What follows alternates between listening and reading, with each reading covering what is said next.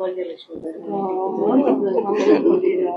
మహాలక్ష్మి రావమ్మ పెద్దవాళ్ళని రావమ్మ.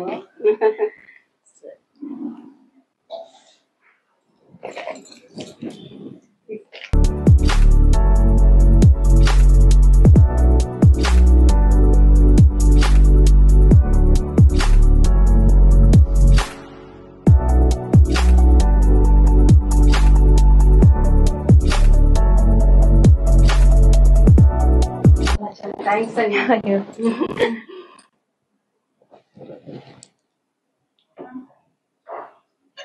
చాలా మంచి పూలు దొరికింది.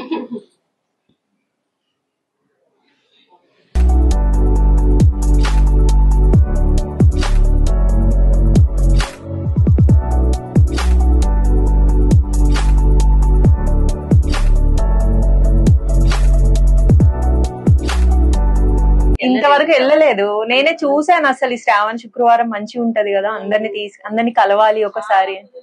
2 రోజుల క్రితమే అమ్మవారితో గొడవ పడ్డా, నన్ను మర్చిపోయారు మీరు.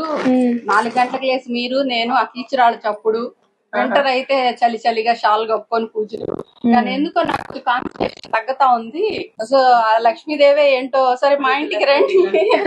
మంచి మంచి పని చేశారండి.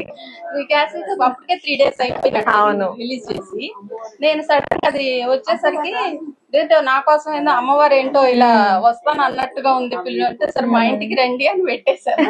చాలా బాగుంది లొకేషన్. ఇక్కడ ఫస్ట్ టైం మేము ఇందులోకి రావడం.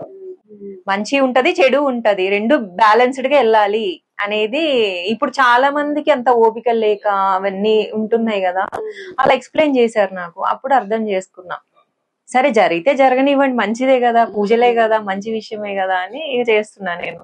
అందుకే భక్తులనే పిలిచారు. మేము వద్దనుకున్నాం డాక్టర్. ఈ సోల్ ఒక్కటే ఇంజనీర్ తెలుసండి.